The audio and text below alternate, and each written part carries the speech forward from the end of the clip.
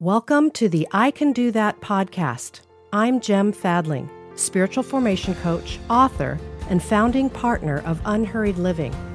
With 30 years experience in spiritual formation, I help people grow by combining grounded optimism with practical spirituality. This effective dynamic will guide you onto the path of discernment so that you can transform your hopes into habits. Each episode, I'll share one practical idea with one simple takeaway. Together, we'll grow at the pace of transformation, and you'll move into your day saying to yourself, I can do that.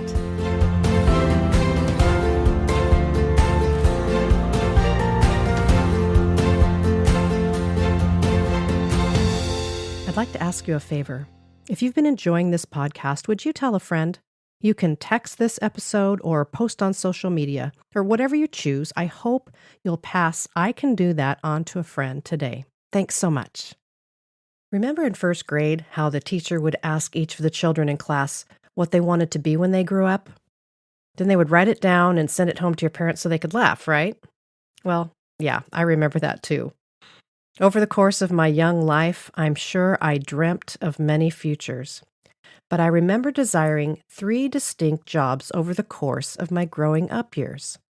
The first was teacher, then obstetrician, and finally, interpreter for the deaf. Now, at first glance, they don't seem to have much of a connection, but I now see they were all aspects of my deepest self wanting to be expressed. So let's start with teaching. In elementary school, I was always enamored with whatever we were learning, and I thought it would be amazing to be able to teach others the same things. So I remember in 3rd grade wanting to teach people how to write in cursive. In 4th grade, I wanted to teach people long division. I now see that this tapped into my desire to help people learn something new. I love learning, and I love sharing what I know. This is a huge part of who I am and what I do now. Now, the idea of being an obstetrician came up because I believe there was no greater gift to the world than bringing in a new life.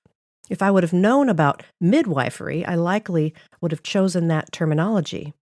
Now, being part of the moment of birth was an astounding idea to me, taking part in a miracle.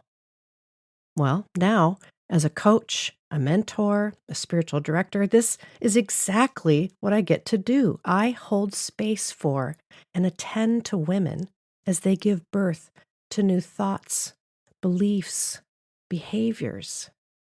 I'm there to witness tiny miracle after tiny miracle of new life being formed in them and then through them. Finally, interpreter for the deaf seems random even to me now. However, I wonder if it was about being a translator, helping people hear or see something that they could not otherwise be able to see or hear unless they had a little help. You all know that I consider myself to be a very practical girl, and I love translating big ideas into small, simple, and gracious bites. So this seems fitting. The cool thing is that now, and even in the entire thread of ministry throughout my whole life, all of these desires have been at play.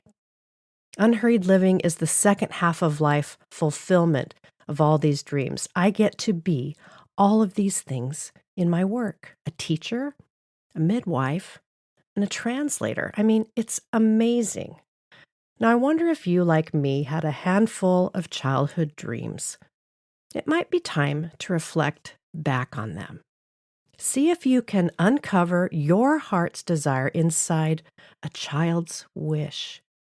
You may just find your next steps in the hands of your inner child. Tucked within may be keys to how you might want to express yourself even now. Well, here's your I Can Do That for this week. Take a few minutes, sometime in the next few days, and reflect on your childhood career choices, even just any memories you have of childhood dreams. Notice if there's an aspect of that in you right now. How might you want to express that more fully here and now in your adult life? Remember, You're making your way forward one small, simple, and gracious step at a time. If you want to make further progress in your own formation, I encourage you to pick up a copy of my book, What Does Your Soul Love? 8 Questions That Reveal God's Work in You. In it, you'll find themes such as desire, resistance, vulnerability, fear, and joy, and such questions as, what do you really want? Where are you hiding? What's getting in your way? And what's most real to you? Holding and living the questions is a great way to cooperate with your own growth process. So go ahead and pick up a copy of What Does Your Soul Love from your favorite bookseller. If you love what you just heard, please follow, rate, and review this podcast. This helps more people find us, and I really appreciate your help. You can also text this episode to a friend so they can join you on this journey. Together, let's move at the pace of grace and grow at the pace of transformation.